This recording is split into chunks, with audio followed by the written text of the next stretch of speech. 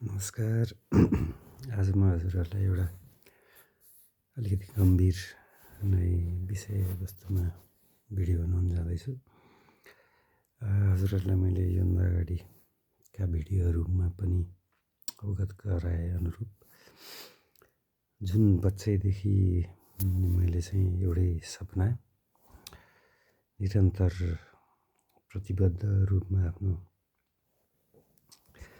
मनमा, दिमाग, मन मस्तिष्कमा अटल रूपमा कायम राख्दै हिँडेँ। बच्चैदेखि आजको मितिसम्म यही नै दृढताका साथ अगाडि बढेँ कि लाइफमा जतिसुकै अन्डर खाए पनि तलमाथि भए पनि म एक न एक दिन त्यही फिल्डमै जानु छु जुन फिल्डलाई मैले बच्चैदेखि रोजेको खोजेको भन्दा पनि भगवान्ले नै एउटा दिमागमा ठप्पा हानेर नै पठाइदिनु भयो भन्ने चाहिँ म पूर्ण रूपमा ढुक्क छु। कि योभन्दा अगाडिका भिडियोहरूमा पनि मैले हजुरहरूलाई बताइसकेको छु कि म सिनेमा अनि कलाकारितातिर नै बच्चैदेखि एकदमै इन्ट्रेस्टेड रहेँ।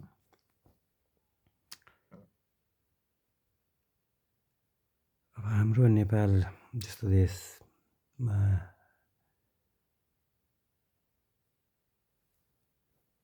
पैदा हुनु एउटा चाहिँ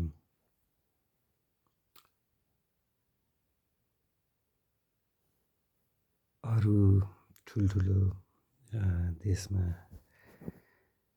जन्मिनु भन्दा धेरै कुराले सहज छ आफ्नो जीवन चलाउनको लागि। तर त्यसका मुताबिक पनि जस्तै हरेक व्यक्तिमा राम्रो नराम्रो दुवै पक्ष हुन्छ भनेको जस्तै हरेक देशको पनि आफ्नो एउटा चाहिँ संरचना जसमा राम्रो चिज हुँदाहुँदै पनि केही चिजहरू चाहिँ अरू देशको तुलनामा अलिकति अलग किसिमको वातावरण र मान्यता रहेको हुन्छ। यो मैले यो परिप्रेक्ष्यमा भनेको कि जस्तै अब हाम्रो देश अब यो भौगोलिक हिसाबले जनसङ्ख्याको हिसाबले थोरै जनसङ्ख्या भएको र सानो देश भएकोले कतिपय क्षेत्रमा प्रोफेसनमा त्यति सहज रूपले त्यही नै क्षेत्रमा त्यही प्रोफेसनमा निर्भर भएर जीवनयापन गर्न अलिक कठिन नै हुने जस्तो भएकोले मैले आफ्नो जुन युवा अवस्थामा अनि आफ्नो जुन 20-30 वर्षको उमेरमा कलाकारितामै पूर्ण रूपमा प्रवेश गर्न त्यति सहज नभएकोले म विदेश गएँ। लामो समय उतै काम गरेँ, बसेँ। तर अब आफ्नो भित्री इच्छा, चाहना, प्यासन, कमिटमेन्ट सबै चाहिँ कलाकारितामै रहेकोले त्यसमा म त्यति खुसी हुन सकिनँ र अलिकति अस्थिरताले गर्दा त्यतातिर सायद जुन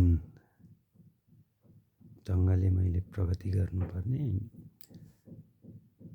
त्यति अहिलेसम्म हुन पाएन। तर मलाई जीवनमा अफसोस ती कुराहरूले भन्दा पनि एउटै कुराहरूले रह्यो कि आफ्नो उमेरले बिस्तारै एउटा चाहिँ नि गति लिँदैछ। सायद अब चाहिँ म यो क्षेत्रमा यो प्रोफेसनमा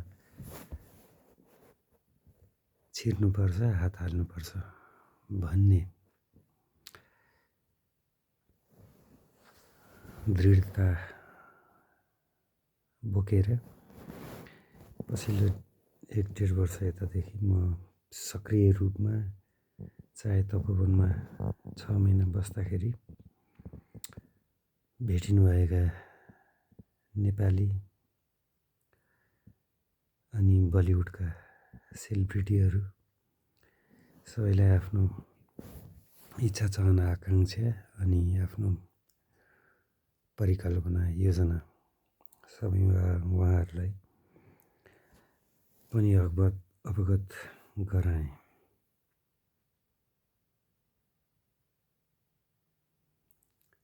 मैले आफ्नो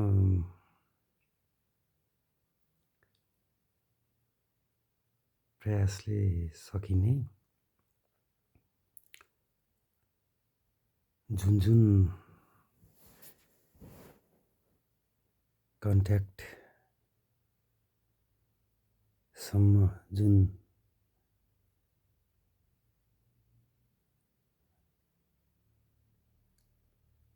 लेभलसम्म आफ्नो पहुँच थियो त्यसको लागि आफूले सबै नै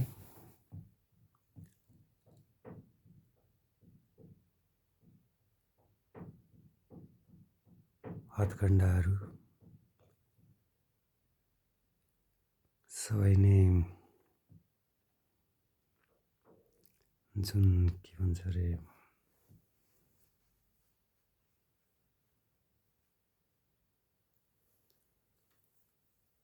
बाटो जुन उपलब्ध स्रोत थियो त्यस सबै स्रोतलाई भरपुर उपयोग गरेँ। थाहा छैन अब उहाँहरू सबै समक्ष त्यो पुगी पनि सक्यो कि अथवा पुगेर त्यसले सबैजनाले हेरेर वास्ता गर्दै हुनुहुन्छ कि अथवा व्यवस्थासँग मलाई त्यसको कुनै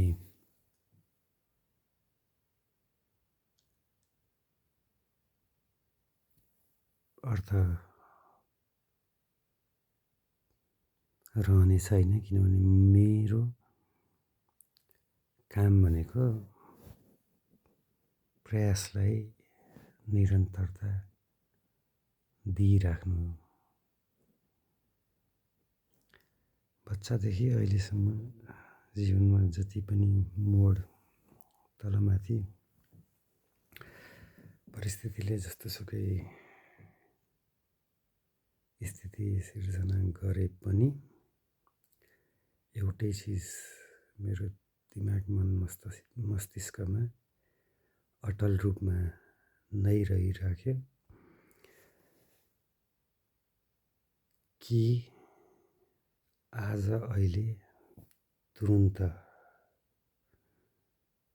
सम्भव नहोला, तर केही समयमा यी सबै मेरा प्रयासहरूले मूर्त रूप लिने नै छन्। अनि अहिले तत्काललाई यसमा मात्र म पूर्ण रूपमा इन्भल्भ हुन नपाए पनि अरू प्रोफेसनलाई टुगेदर लिएर म यी प्रयासहरू निरन्तर जारी राख्नेछु। अथवा हजुरहरूले यसमा मलाई सहयोग गरेर मेरो भिडियोहरू अत्यधिक वाच गरिदिनु भयो, भ्युज बढ्यो भने अहिले तत्कालबाट पनि म यसमै इन्भल्भ भएर आफ्नो कलाकारिताको यात्रालाई अगाडि बढाउन सक्नेछु, सम्भव हुनेछ। धन्यवाद। हजुरहरूले मलाई सपोर्ट गरिदिनु भयो भने म भिडियोहरू चाँडो तुरुन्त नै लिएर आउन सक्नेछु। धन्यवाद।